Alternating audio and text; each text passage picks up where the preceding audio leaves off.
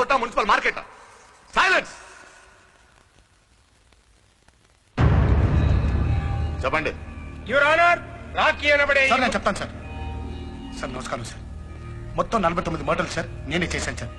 పూర్తి స్పృహతో పూర్తి ఆరోగ్యంతో అన్ని తెలిసి పకడ్బందీగా ప్లాన్ చేసి నేనే చంపాను సార్. నేనే చేశాను సార్. దానికి పూర్తి బాధ్యత నాదే సార్. మీరు ఏ శిక్ష విధించిన అంగీకారం సార్. సార్ కానీ శిక్ష విధించే ముందు ఒక్క 2 నిమిషాలు మాట్లాడే ఛాన్స్ దొరుకుతుందా సార్? 2 నిమిషాలు sir, please sir. Thank you sir. Sir ఒక 50 మందిని చంపేగానే మీడియా, ప్రభుత్వం, ప్రజలు అదేదో పెద్ద అనుభవం పడ్డ టల్లకల్లం అయిపోయారే. మన జన్మలకు కారణమై మన రక్తాలు పంచుకొని మన జీవితంలో సగభాగాలైన ఆడవాళ్ల మీద ఎన్ని ఎన్ని ఎన్ని ఎన్ని ఎన్ని ఎన్ని దారుణాలు సార్. నీచాతి నీచంగా క్రూరాతి క్రూరంగా జరుగుతున్నాయి. ఒక్కడైనా సార్ పట్టించుకున్నాడా? ప్రశ్నించాడా? నిలదీశాడా? పోనీ ఆపే ప్రయత్నమైనా చేశాడా? అసలు ఏం జరుగుతుంది మన దేశంలో? మన అమ్మలు, మన అక్కలు, మన చెల్లెళ్ళు, మన కూతుళ్ళు బయటికి వెళ్తే తిరిగి వచ్చేంత వరకు ఎందుకు సార్ భయంగా ఉంటున్నావు?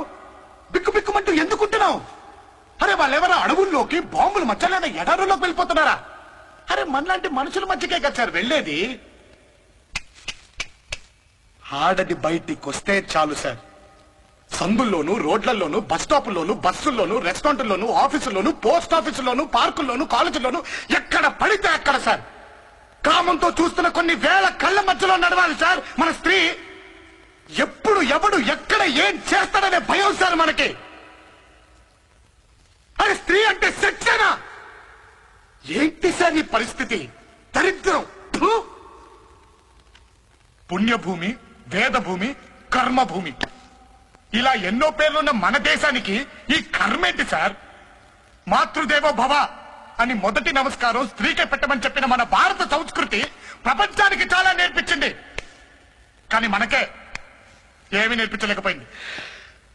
ఇదే దేశంలో రావణాసురుడు అనే ఒక సెక్షువల్ పర్వట్ ని సీతమ్మ తల్లిని ఎత్తుకెళ్లాడని కోతులతో కలిసి వాడి సామ్రాజ్యాన్ని సర్వనాశనం చేసిన రాముణ్ణి చూసి మనమే నేర్చుకోవాలి సార్.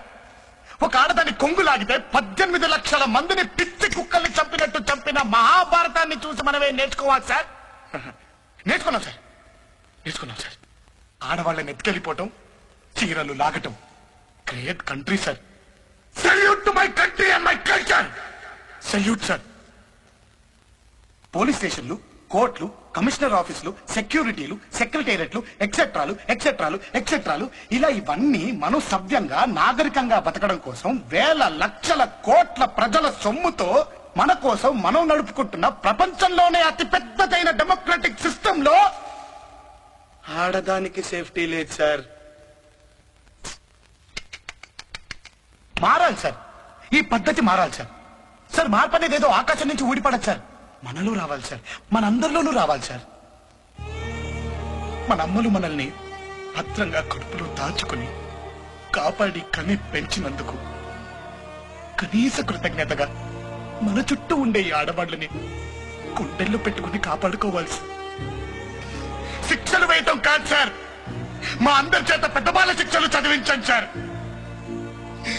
నా ఈ ఆటవిక అనాగరిక సమాజాన్ని తీసుకెళ్లి మళ్ళీ బడిలో వేయండి సార్. ఆడవాళ్ళ గురించి చదివించండి సార్. అమ్మతత్వం నేర్పండి సార్. అంతే సార్.